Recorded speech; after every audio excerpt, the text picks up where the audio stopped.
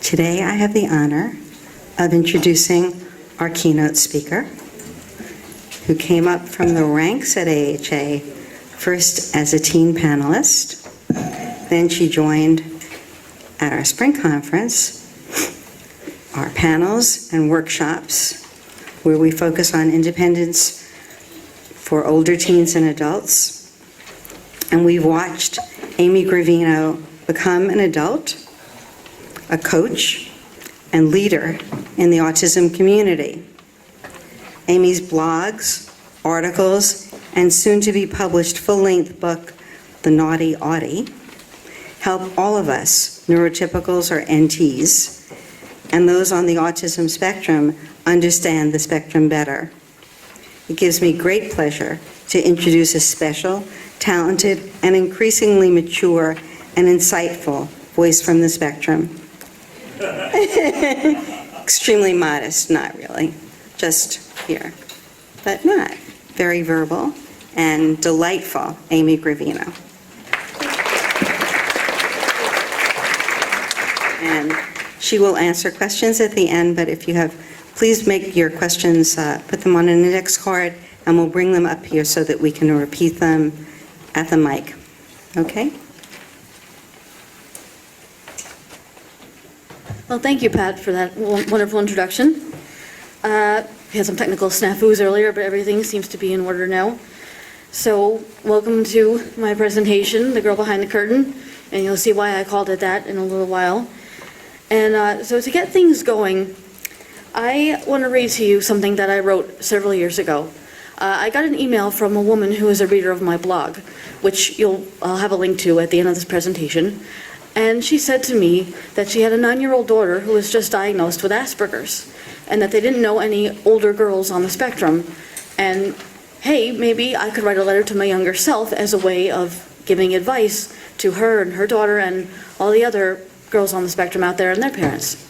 So that's what I decided to do. And you can currently find this letter in the fall 2014 issue of AHA's On the Spectrum newsletter. So, Dear Amy, I know you're feeling pretty bad right now. The other kids make fun of you a lot, and you don't know why.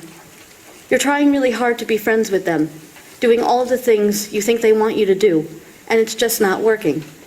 But there is one thing you should know. It's not your fault. Other people might say that, and you won't be able to listen to them, but I'm hoping that you will if it's coming from me. It's not your fault. Say it over and over in your head when you feel the worst, because that's when you'll need it most. It's not your fault. How can it not be your fault, you'll say to yourself as the next few years go by. Everyone else can do this, can make friends and be normal. Why can't you?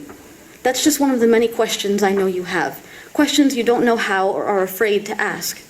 They make you feel overwhelmed, like sitting in Mrs. St. Pierre's classroom every day, fidgeting nervously in your seat. You always get up during class to sharpen your pencil, and I know it's because you enjoy the smell when they're freshly sharpened. It calms you down. So don't feel bad if the other kids snicker or laugh when you smell your pencil. They just don't understand. You care a lot about what the other kids think of you. I know you hate going to pool every week because you have to change in the locker room, and the girls make fun of your feet. This will cause you not to feel comfortable wearing flip-flops for many years, and you won't be okay with wearing them again until you're much older.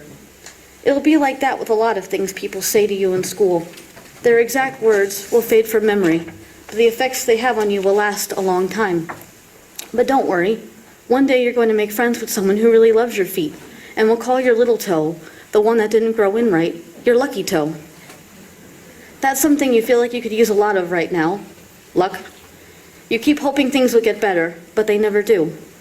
I have some good news, though. You won't lose that hope. No matter what happens, you'll still be optimistic. Foolishly, maybe, but when you're older, people will tell you how wonderful it is that you are that way. But I have to be honest with you. Things are going to get a lot worse before they get better. You'll be in junior high school soon, and you don't know it, but 7th and 8th grades will be 2 of the worst years of your life. Once again, it's not your fault. You like to look at things outside the window. The trees and blue sky make you feel calm. One day you'll be in study hall, and you'll go right up to the window and stick your head out of it. That's when someone will tell you to jump. Other voices will join in, And even after the teacher finally tells everyone to be quiet and calms things down, you'll hear them in your head for a long time to come. Every day, someone will make you feel less, not human, unwanted, and you'll keep your head down and take it, because no one's going to tell you anything different. But I will. You're not less, Amy. You're more. More because you have to work twice as hard as everyone else to make your voice heard. You don't know how to fight right now, except for when you lash out after not being able to handle the pain anymore, and then it's you who gets into trouble rather than your tormentors. They know how not to be seen, to avoid detection. You don't. Even as an adult, you won't quite fully master the art of subtlety, but right now, you're bared to the world, completely vulnerable, and your classmates are taking full advantage of that fact. They know how to hurt you in the worst ways, so they can get their jollies from your reactions. You can't understand what they're doing, and you just play straight into their hands, every time. Once more, it's not your fault. These days, your classmates call you names: ugly, freak, psycho, loser, retard. They call you these things because they don't know you, don't care to, and or don't want to. You're trying so hard to force yourself into their world with little to no success. But you will have friends one day, Amy. Better still, you won't have to fight for their friendship. They will come to you. I know how unbelievable that seems, especially since you feel like no one wants to be around you at all, not even your parents. But you are loved, even if you don't realize it. You just have to learn how to love yourself. There are some things that you're good at, Amy, like writing. You just started writing some poems and were happy when you saw them published in the local paper. Your mom and dad sent them in for you, just in case you were wondering how that happened. I have 3 words of advice for you. Keep doing it. One day, you won't just be writing for yourself, you'll be writing to help other people. And your writing will help people, even when you don't realize it. So you've got to keep at it. It's hard to think that you're good at anything when people are constantly telling you that everything you do and are is wrong. In middle and high school, your fellow classmates will tell you to your face to kill yourself, and that no one wants you around or would care if you were gone. Don't listen to them. I know it's difficult, and their words will go right into you, but they aren't worth it. You are a good person, a person worth having around, and you'd make so many people sad if you were gone. The world is going to need you when you grow up, Amy, so you have to get there. You have to make it through these dark days, because you're going to make a difference in the future. Someday, people will want to hear what you have to say, and you won't believe it at first, but it will be meaningful and wonderful. You're going to have to take a lot of crap and go through a lot of pain to get there, but I promise you it will be worth it. My time with you is now growing short, young Amy. I hope that some of the things I've said have brought you comfort, or at least given you assurance that there is indeed light at the end of this tunnel. In short, things will get better. A lot of people will say that to you, and you'll think that they're crazy or just trying to make you feel better, but it's really honestly true. You're an incredibly special, talented girl, and right now you're toiling in obscurity, as so many great artists do. But someday the world is going to see how amazing you are, and all you'll think is, where were you people when I was younger? The future seems far away, almost impossible to think about, but don't be afraid to think about it. You're not even sure if you're going to have one, but you will. You will. And I'll say to you now 3 words that you don't hear very often, even when your mother says them to you. 3 words that you'll be desperate to hear when you get older, especially from an aesthetically gifted member of the opposite sex, but that seem very off in the distance right now. I love you. I love you, my younger, high-strung, spastic, uniquely wonderful self, and I'll be here waiting for you. See you in 15 years. Love and many hugs, your 26-year-old self.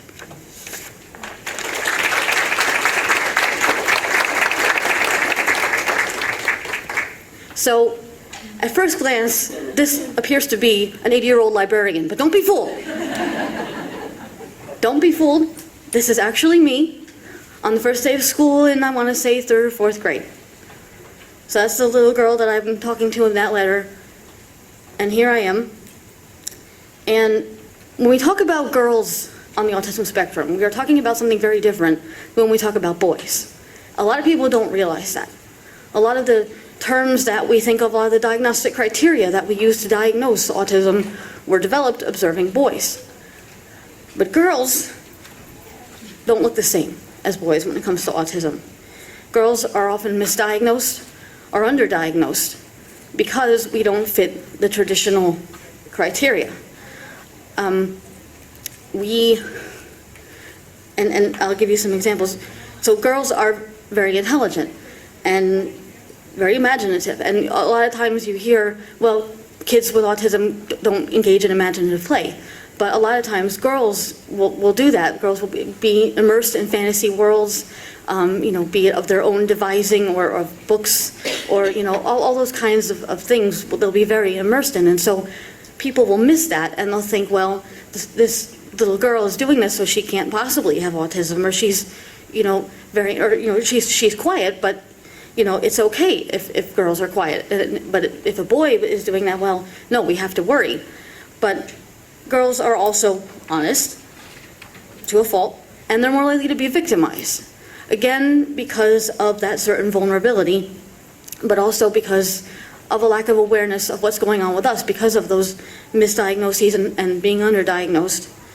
But the number one thing, as I said before, to remember is that girls on the spectrum are not the same as boys. Again, where a boy will have outbursts or tantrums, perhaps be more physical, girls will turn inward. We will take out our aggressions on ourselves before we'll take them out on other people. Again, if you have little girls off in the corner reading a book all the time, nobody's really batting an eye. But, that's going under the radar, and that happens a lot. And so the thing that you hear about the extreme male brain, Simon Baron-Cohen, it's crap. I don't want to hear it, because where does that leave me? Where does that leave me and other women on the spectrum?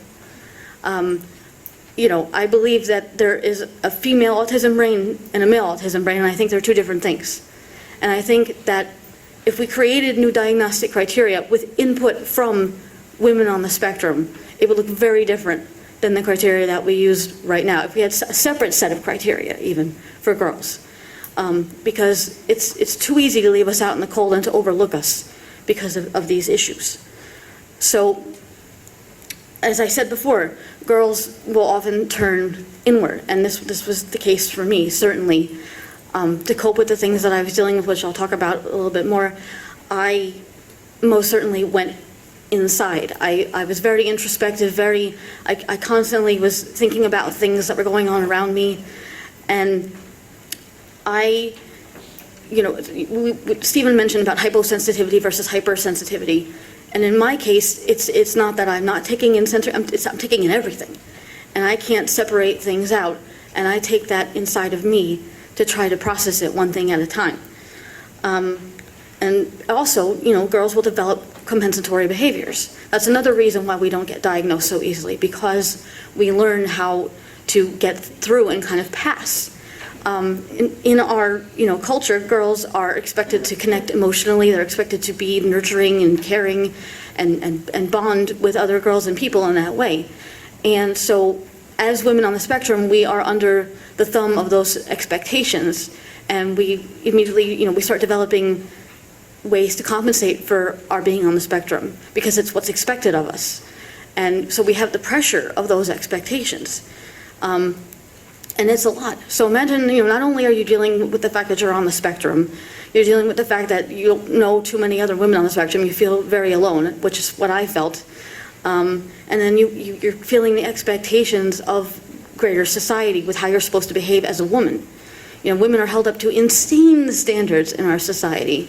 And imagine being a woman on the spectrum, who maybe you don't like to wear makeup and you don't like to, dress the way women are expected to dress, and you have sensory issues associated with those things. It makes life very challenging. And it does start with little girls. It starts all the way from kindergarten, and it doesn't stop.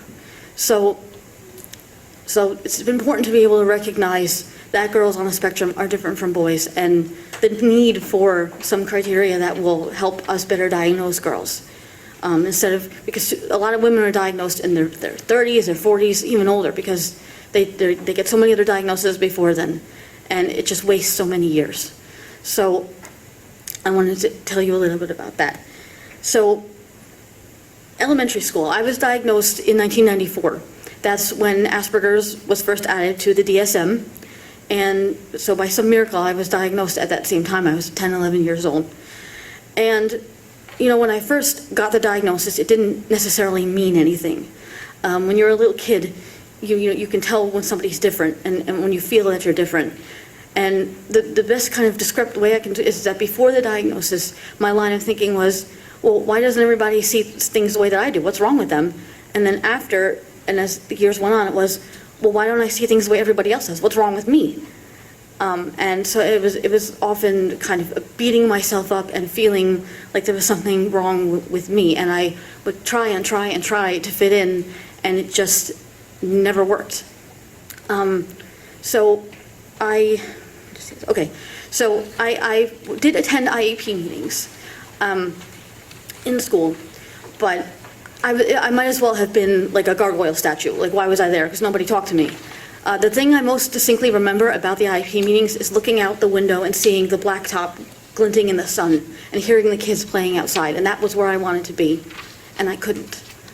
Not just because I was in a meeting, but because there was like a barrier between me and that world that I wanted to be part of. And I remember, all the adults sitting around the table trying to talk about what I needed and what's good for me, and nobody asking me what my day-to-day experience is like. Maybe nobody thinking I could tell them. But if you're going to have kids, if you're going to have the kid on the spectrum in the IP meeting, talk to them. They're not furniture, they're not a potted plant. Engage them, because you want them to be part of the plan that's going to be what they use every day in school. They're the best source of input. You can ask a teacher, well, how was Tommy in class today? And they'll tell you one thing, but you ask the kid, they might tell you something completely different. And the thing that helped me, I refer to it as the Mrs. Sigda MO, because Mrs. Sigda was my guidance counselor in elementary school. She was the one person who actually cared. I remember sitting in a classroom, and I used to be very afraid of thunderstorms, loud thunder noises, things like that. When Stephen showed the thing with the balloon earlier, with the balloon popping, I started crying because I was having flashbacks, remembering kids chasing me around with balloons until I cried because they knew I was scared of the popping noise. So that was a huge thing, but especially thunderstorms. And when the sky would just get dark, I would run to Mrs. Sigda's office. I would run out of the room, and she would let me stay there till I calmed down. And it was such a huge thing. And she went out of her way to try to help me learn some social things, help me, learn how to deal with the kids who were bullying me. And back then, nobody knew about autism. I mean, this was not in the popular lexicon. No one knew what to do, really. There was no supports in for me. I was mainstreamed all through school. I did not go to any kind of program or there was no such thing as an inclusion class. As far as I knew, I was the only kid on the spectrum in my whole school. One of the things that she did, and I remember this, when I was getting ready to transition to the middle school, she had me meet the middle school guidance counselor. We set up a whole thing. She showed me where the guidance office was. We figured out how I was going to go. And then middle school came, and the woman retired. I never saw her once. And it was like the bottom fell out. So middle school was probably the hardest time. Again, no more Mrs. Sigda, and this is when everybody is trying to figure out who they are, and all the cliques are starting to form. And this, I had a lot, with the school bus thing, I remember getting on the bus and looking down this long row and, feeling like there was no place for me to sit, and that's kind of a metaphor for everything, for school as well.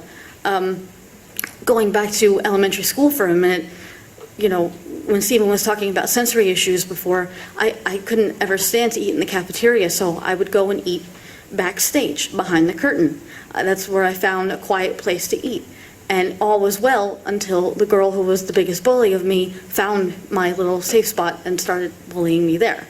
So even these places, that we try to find that are safe can end up not being safe if they're not safeguarded. I'll get to that more in a minute too.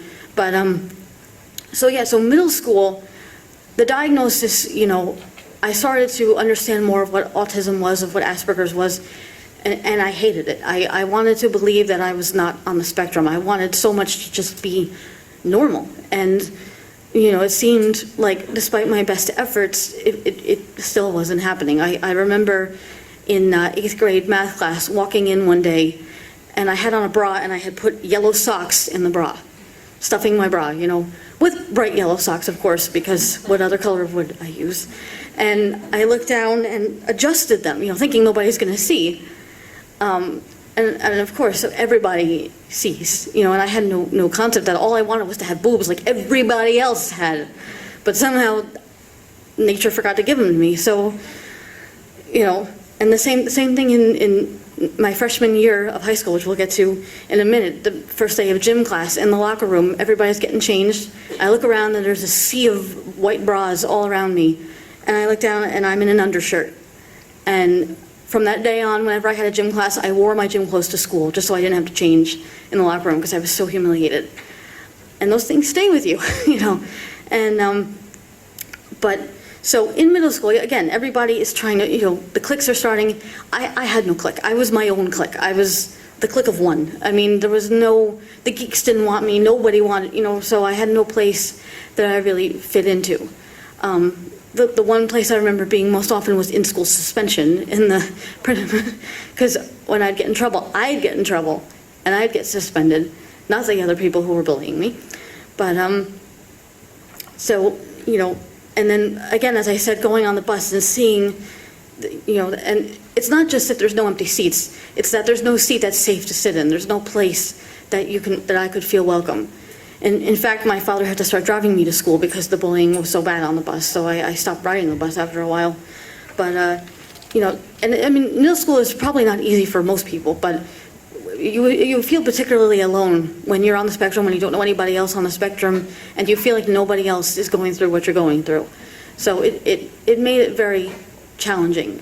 Again, at that point, I hadn't really met anybody else on the spectrum, and so I just thought that I was crazy, that I was the only one hating myself and going through all these things, and I just didn't have a place that I belonged in. I mean, I remember even being in Girl Scouts, and there was a girl also in the troop who had cerebral palsy, and they seemed more accepting of her than of me, which I think simply is that with her CP, you could see that something was going on. You could see that there was a condition at work. With me, you couldn't see anything. You didn't see, there wasn't a speech problem. There wasn't. So I was expected to be normal, and I just couldn't be, and it killed me because I was trying so hard, and nobody was putting me under more pressure than I was. Not just to fit in at school, but at home. There was a lot of fighting too with my parents. The only place that was safe was my grandparents' house. When we go visit them, I was the happiest person in the world until the end of the weekend, when I knew I'd have to go back to school and I'd have nobody to tell about my weekend, nobody to share that with, and it was just very lonely. And it's especially lonely when you think it's going to be that way forever, when you have absolutely nothing to hope for. And I didn't for a long time. I can remember that little girl. I thought I forgot about her, but I remember. I'm sorry. Just these memories come back. And, I wouldn't wish it on anybody. I would not ever wish what I went through. And that's why I stand here trying to tell people, because when you again, with girls on the spectrum, you can look at them and everything might seem fine, but it's not. With a boy, if he's having a meltdown, if he's freaking out, you could tell something's wrong. A girl will suffer in silence. Don't let people suffer in silence. Don't let girls suffer in silence. You have to look at the things that you can't see. You have to look at the things that are not outwardly visible. And I wish someone had done that for me. Mrs. Sigda, again, she did do that, but after elementary school ended, there wasn't anybody. So some things that I think would have helped me in middle school would have been a way to kind of ease the social demands that I had to deal with. If there had been even a room I could have gone in that was quiet, that I could have just calmed down in instead of holding everything in until I finally exploded. If there could have been somewhere, that would have been really, really helpful. I was put into resource room for 1 year, and it was immediately determined that wasn't the right place, because all the other kids there, they were not on the spectrum, and the issues were academic there, not social like I was having. The only time I had academic issues was when my social problems were so bad that I just couldn't focus on schoolwork. And I used to fall asleep a lot in class, which, they had me tested for sleep apnea and things. But I really believe now that that was a coping mechanism because I would be so overwhelmed from the social demands that my body would just kind of shut down after a while. But of course, what were they seeing? They're seeing a kid falling asleep in class and I get in trouble. And they're not looking for the source of that. Stephen mentioned some of that before. Look for the source of the problem, because there's always something that's a reason. There's always a reason, and you have to be savvy enough to look for it and care enough to look for it. And, if there'd been some more resources, if there'd been, there was nothing. I don't know even what to say I could have used, because I wasn't aware that these things existed until now, and I'm an adult now. But if there had just been some kind of safe outlet, again, not just a room, but like some kind of activity, something, I took piano lessons, I took violin lessons, and none of them were, I enjoyed them to varying degrees, but that's not in school. That's not the place, there was nothing in school that was like a safe place for me to go. I did start eating lunch in the nurse's office in middle school, and that was a safer place. But I can't be in the nurse's office all day. You have to go to class, and again, you're right back out, And I just remember being in the halls between classes when kids are at their lockers, and I remember looking at a girl like talking with her boyfriend, and she's laughing, and he's like got his arm around her, and I remember thinking, how do you do that? I want that. And it just seemed like another world away. And, if there had just been someone, even if there was just someone to say, hey, it's okay, you don't have to be or do what everybody else is doing. If someone had just said that, there was no one to even say that, to let me know that some people go on a different path. I had no, even if someone had just said that, that would have made a huge difference. So then we had high school, and again, high school was a struggle as well. That's when things really are kind of solidified in terms of cliques. And I went to a small school. I had 88 kids in my graduating class, Port Jefferson. And once you're labeled as something, that's what you are for the rest of time, no matter how much you might change. And so I just, and the thing was that as bad as the bullying was, being ignored sometimes was worse. I often was never sure which one bothered me more, to be bullied or be ignored. Because at least if you're being picked on, someone's taking the time to acknowledge you exist. Hey, you're there. I'm going to spit on you, but you're there. I see you.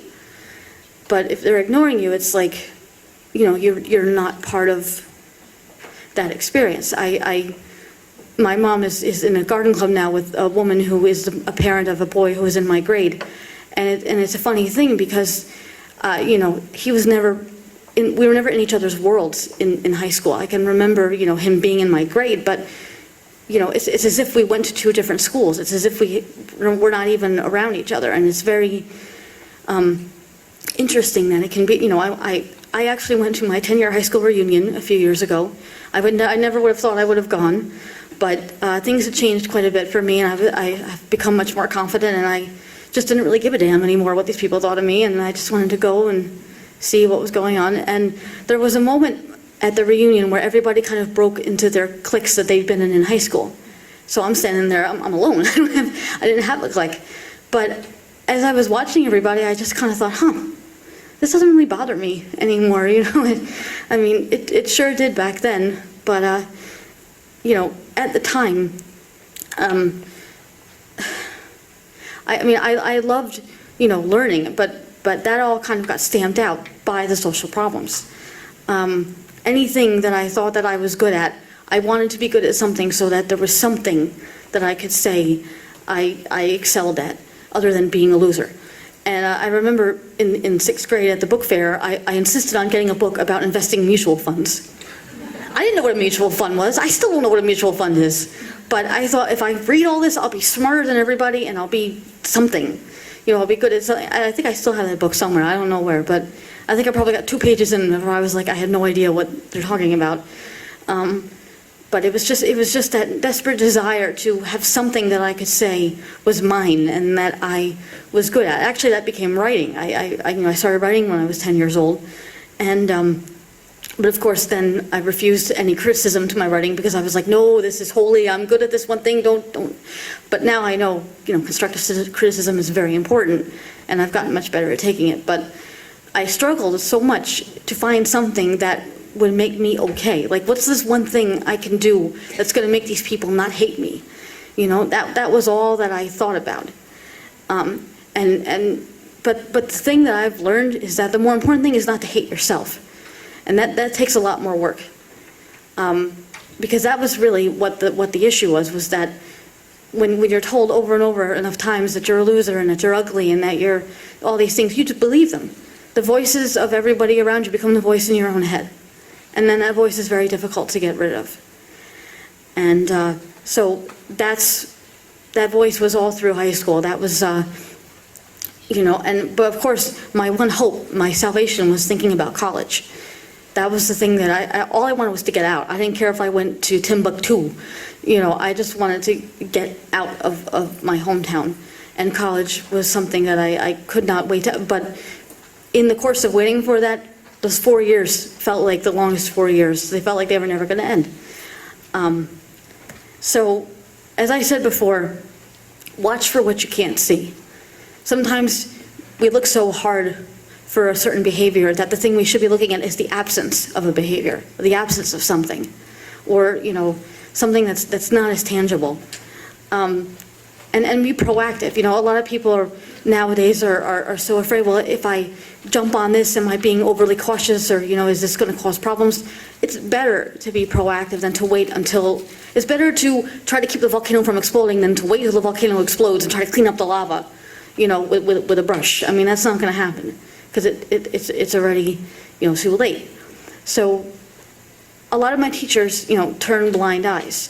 A lot of them, maybe they thought, well, it's kids being kids, or they thought, they didn't know what was going on with me. They didn't know about autism or Asperger's syndrome. And if one person had cared enough to stop and be like, this girl's suffering, maybe I can do something. Something's better than nothing. That would have meant the world. And nowadays, there's Shannon Nichols has the Aspire Center and all these social classes, and that would have been a hugely important thing for me, some way to learn social survival skills. Skills that not only will come in handy in school, but then later when you're at work as well. These are skills for life.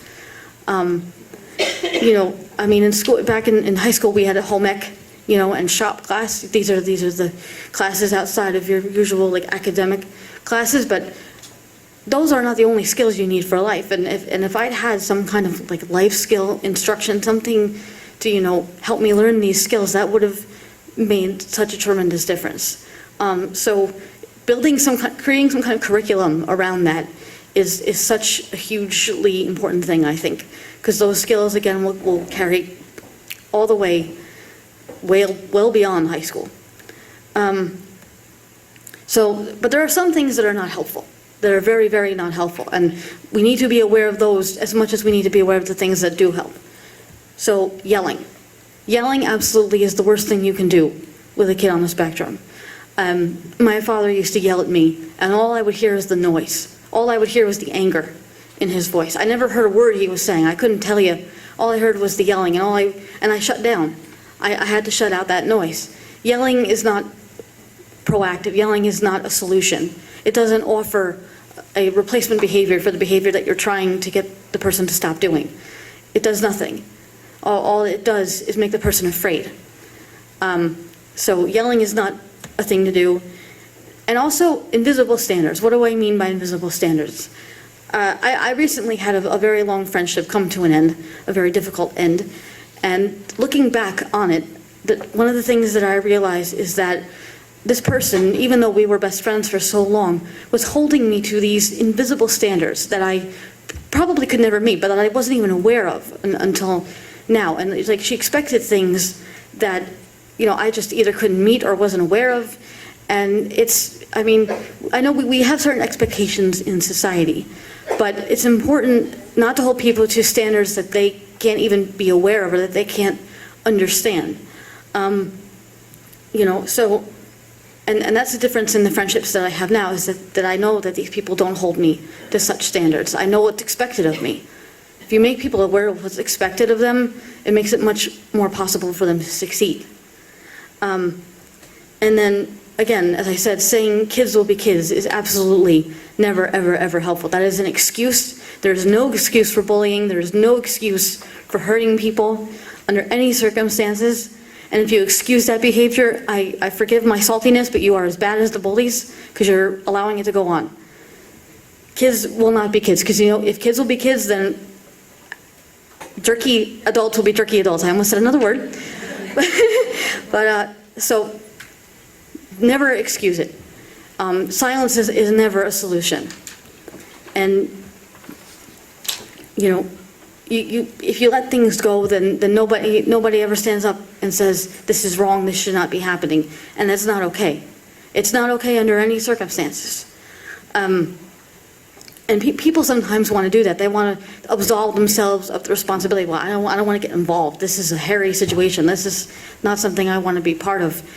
But sometimes if you're in a role as a teacher, especially, you're a leader. You're the role model for the class. They look to you to a degree for how to behave, and you set the standard. So don't excuse any bullying, whether if kids are old enough to know that someone's different, they're old enough to bully, and they're old enough to be told not to bully. It starts in kindergarten, people. So, you know, don't be afraid to say something even then. And because otherwise they'll just keep going and won't stop. So to never excuse anything. So, here. Okay. So some of the things, as I said before, the skills that are essential for survival in the world, you know, is learning about social cues. And learning about social context. That's not just something that is going to be happening in the lunchroom at school. That's going to go on well past high school, well past elementary school. We all need to look at social contexts and cues to learn what to say, what to do. It's like reading a situation. If you don't know how to read, you're not going to succeed. Ooh, I like that. That rhymes. And then another thing is emotional control. You know, I remember people would always say to me, oh, you're so sensitive. Like, I was so oversensitive when I was a kid. It was to the point where if the slightest thing would upset me, it would be the floodgates would open. There'd be crying. I would have meltdowns.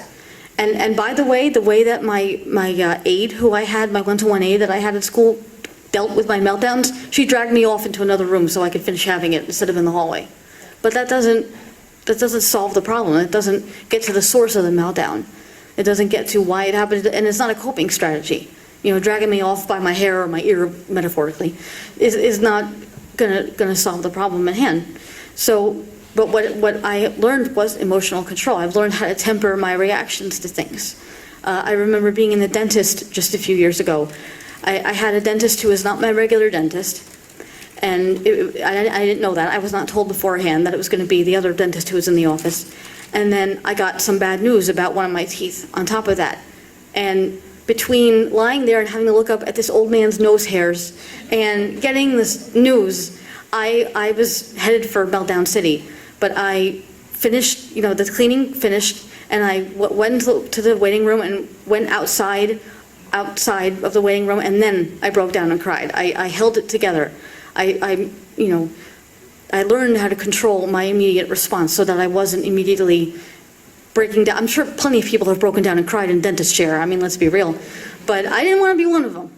So that was a huge thing, being able to do that, being able to hold that in. And it takes practice. It doesn't happen overnight. It takes a lot of work. Because, you know, for a lot of people on the spectrum, something that may not bother other people will be something we'll think about for days and days and days and weeks and weeks and weeks and even more. One little social misstep might stay with us for, you know, months, years on end. Not just because of the misstep itself, but everything we felt when the misstep happened, when it was pointed out, when we felt the embarrassment or when we had the consequence. And it's very easy to fixate on those things. So learning how not to do that takes a lot of practice. But to me, one of the biggest things for success was learning self-acceptance and empowerment. You know, as I got older, my feelings toward the diagnosis in high school were that I hated it. I wanted nothing to do with it. I thought, again, if I just worked hard enough, I'd be normal. And because people would say, oh, you know, you're so great, like I wouldn't know that you were on the spectrum until you said something, and then something would happen always to remind me that I was indeed on the spectrum, and I would just get so upset. And I would be so hard on myself. There's no one who's harder on people on the spectrum than we are on ourselves. And I held myself to some very high standards, probably higher than anybody else was holding me to. And when I would fail to meet those standards, I would perseverate on it, I would hate myself, and the whole cycle would keep going. So as I went into college, which was a wonderful thing, by the way, college, you know, set me free. I was able to start over and make some friends, and actually, my best friend in college has a brother who has Asperger's, so right off the bat, she got me. I didn't have to even explain anything. So I began at that point, because when I went to college, I had no self-esteem. There was no Amy Gravino. The Amy Gravino you see here did not exist at that point. I had to build myself up from the bottom up. I was like the $6 million woman. And so that takes time. Accepting yourself takes time. And as I started to see the diagnosis differently. I started to see it more as an asset than as a liability. People suddenly wanted to hear what I had to say, as I said in that letter. I would be writing articles, I would start speaking at more conferences, and the response was beyond anything that I could really imagine.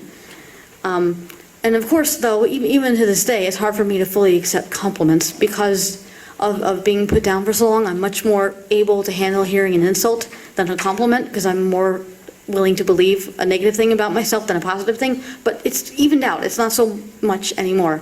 I'm starting to believe more positive things about myself. I don't automatically think that somebody's not lying, but I just wait for the other shoe to drop. Okay, oh, you said a nice thing about me. All right, so where's the mean thing that's going to come a minute later? Because kids would do that in school. This girl that I mentioned in elementary school, she'd pretend to be my friend one day, and then she'd treat me like dirt the next day. So I couldn't trust, pretty much anything. And yet I still trusted. Because a lot of times people on the spectrum are very trusting. I mentioned that in one of my earlier slides, where we trust very easily, and that's part of what makes us vulnerable. So, but growing to accept myself and accept the diagnosis is what began the empowerment. And so how do we empower people on the autism spectrum? That's the big question, because you can learn about different social skills and strategies all the live long day, but the biggest thing is to empower these kids, because we often end up feeling helpless in a lot of ways. When you go through school and you have IEP meetings and everybody telling you all the time, well, you need this, and this is the support that you need, and well, you're not good at this, or this is, you don't get to know yourself. We have to get to know ourselves, because in the end, nobody knows us as well as we do. And when you go up to college, there's no more IEP, and you have to go to the disability office and advocate for yourself and tell them what supports you need. And if you don't know that, if you have no idea how you study, if you have no idea if you need extended time or whatever it may be, if you don't know yourself well enough, then you can't advocate. So that's why empowerment is so important. And we can't change the world. The world is what it is. But we can make it better. We can make it better for people on the spectrum by listening to them, by helping them become the best advocates that they can be. And we can make it better by making ourselves better, by kind of, well, I'll get to that in a minute. But we can equip students on the spectrum with knowledge that will last through their lives. That's what I was saying before about the life skills. These things are crucial. It's not just about, well, I'll teach him this so that he can write cursive for one assignment. Or it's about teaching survival skills, things that are important and that will last for the, as Stephen mentioned earlier too, about relationships and the things related to sensory issues. Those are all tied together. So these things are just as important in the workplace as they are in school.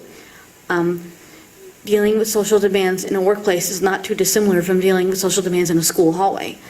So those things are extremely important. And the other way that you can empower people on the spectrum is to change your own perception of autism. To think not, don't think in terms of a list of deficits, but in a list of qualities. Some good qualities, some bad qualities.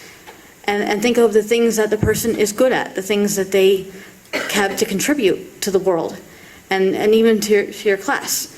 I have a master's degree in applied behavior analysis, and when I was sitting in my classes in grad school, I think I was the only person on the spectrum in the program, and I was able to offer contributions to our discussions that nobody else could.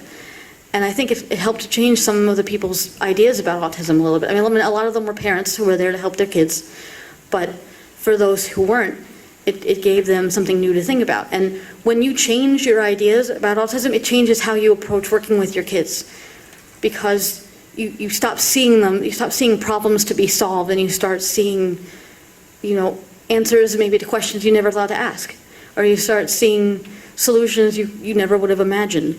You start seeing positive aspects. And it's not to say that everything's always rosy and happy and lovely. We know that's not true. This is real life. But it's important to have that balance, as opposed to, the doom and gloom all the time. So the biggest way to empower people on the spectrum, in addition to giving them those life skills and that knowledge that will stay with them, is to also work on changing yourself. Because in that relationship between the teacher and the student, there's not just one person. It's not just the kid. You're part of the equation too. And you can't expect the one person to do all the work. Because we on the spectrum, we're sitting there, we're trying very, very hard to please you, to do what it is we know you want us to be able to do and what we want to be able to do. But when we feel like we can't do it, or we're struggling, we feel like failures. We feel like we've not only failed ourselves, but we failed you, and it's very difficult. So when you change your ideas about autism, you can change what your expectations are, not by removing them, but by adapting them to the individual student that you're working with, which is what you should be doing in the first place, because autism is not one size fits all, and the strategies are not one size fits all. So that's just about all I have, but if you want to contact me anytime, you can email me, and I have some brochures and cards back there by my mom. Wave, Mom.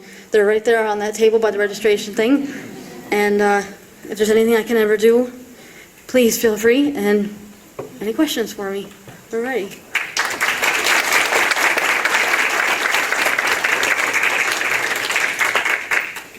So we have index cards. Somebody will collect them, I think.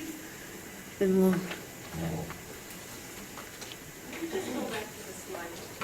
Sure. This information is in your in the handout too. So.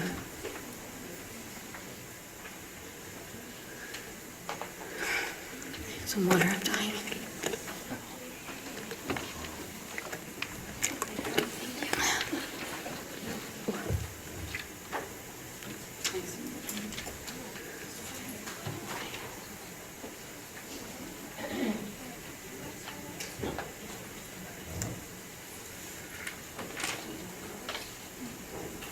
Okay, this question says, what and who helped you understand your challenges? Really the only thing that helped was time. Just enough time passing that I started to become more aware. Again, there were, as I mentioned, Mrs. Sigda was a big help, and she helped me kind of understand some of the issues as best as she could, given the limited amount of information about autism. And also, one of the biggest helps was my mother. There's no way I'd be standing here doing this, or maybe even be alive, if it weren't for my mother. Because it wasn't just that she helped me understand my challenges, but she accepted me in spite of them. And that was something that I didn't feel from anybody else in my life for a long time. I did not feel that acceptance from anyone, because it's not just about understanding the challenges you have. It's knowing that someone is going to stand by you and try to help you through them, and accept you even if you struggle. So that just took time. Enough time passing was really what helped. And learning, and meeting other people too on the spectrum, I started to see some similarities between them and myself, and started to see some commonalities. So just discovering I wasn't alone after a while really helped. But I was just going at it by myself for most of the time. So. Could you expand on that? On meeting other people on the spectrum and how that's in relationship? Oh, sure. Well, I mean, one of the first people I ever met on the spectrum was a girl when I was around 15.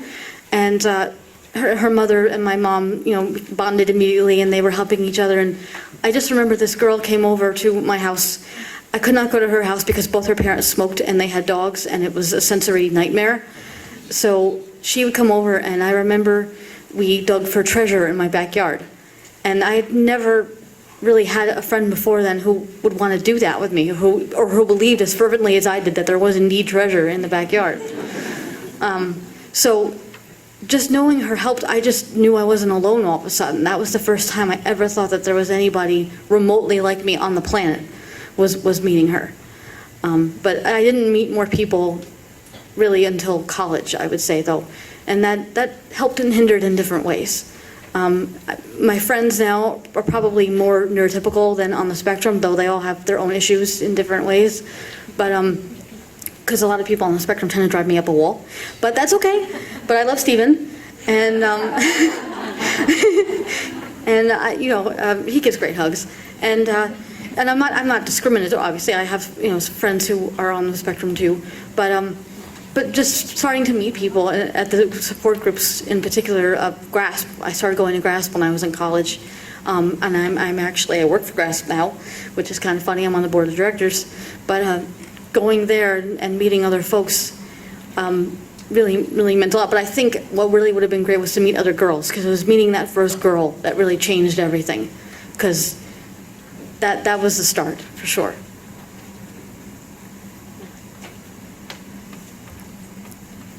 I can understand, because I too have been bullied myself. What college did you go to?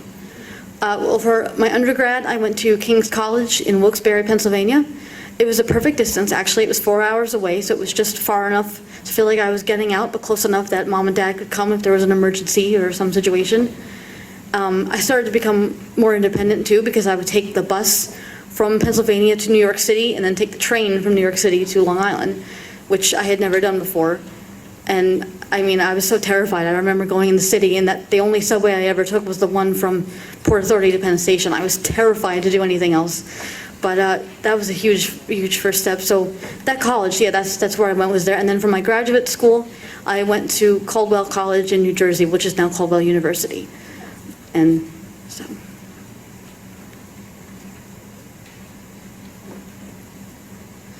Can you elaborate on what you mean by not holding someone to invisible standards? Okay. Well, what I kind of mean by that, to give the way I can with what happened with my friend, it was that it always seemed like no matter what I did, she found a way to disapprove, or somehow nothing I did was good enough for her or for our friendship, and I would try. But after a while, I stopped wanting to put the effort in, because it was clear that nothing was going to make her happy. And I think invisible standards are standards that people have in their heads, that they expect the other person to telepathically get, but which is not possible. It's when you set something up. It's like you almost set someone up to fail, even if you don't mean to, but you do it. Because maybe some people do it as a kind of a way of protecting themselves. Well, if I hold someone up to this thing and they fail to meet it, then I'm safe. I knew it all along. But it's not healthy for a friendship or any relationship, and especially a teaching relationship with a teacher and a student. You want to make everything very clear and explicit, especially with people on the spectrum. Because when you have these things, there's absolutely no way we're going to perceive that that's what you want us to do, let alone be able to meet those standards. So that's what I kind of meant by invisible standards. I hope that clears it up.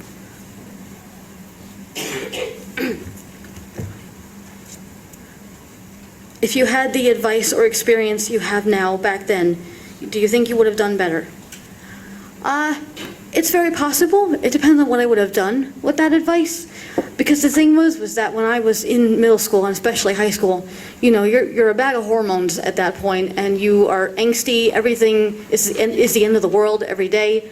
And people did try to give me advice at times, and I think I just kind of shut them out, because I thought, well, they can't possibly understand what I'm going through. Oh, it's too much. Everything was just, so there was some, but I was not able to take a lot of advice back then.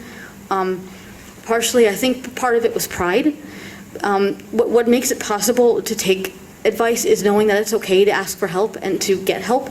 And I had a very difficult time doing that for many years, especially in middle and high school, because I believed I should be able to do these things on my own. And if somebody was offering me advice or help, I was hostile to it, because I thought, well, what makes you think I need help? Like, I can do this. Or what makes, I turned it inward on me. well, I don't need this. I should be able to do this. I don't want this.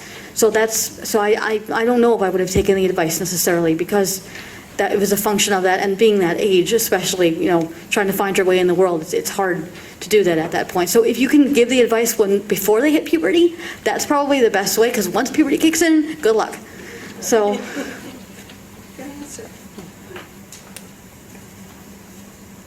You mentioned having a master's degree in ABA. What are your thoughts on ABA as an effective treatment for children on the autism spectrum?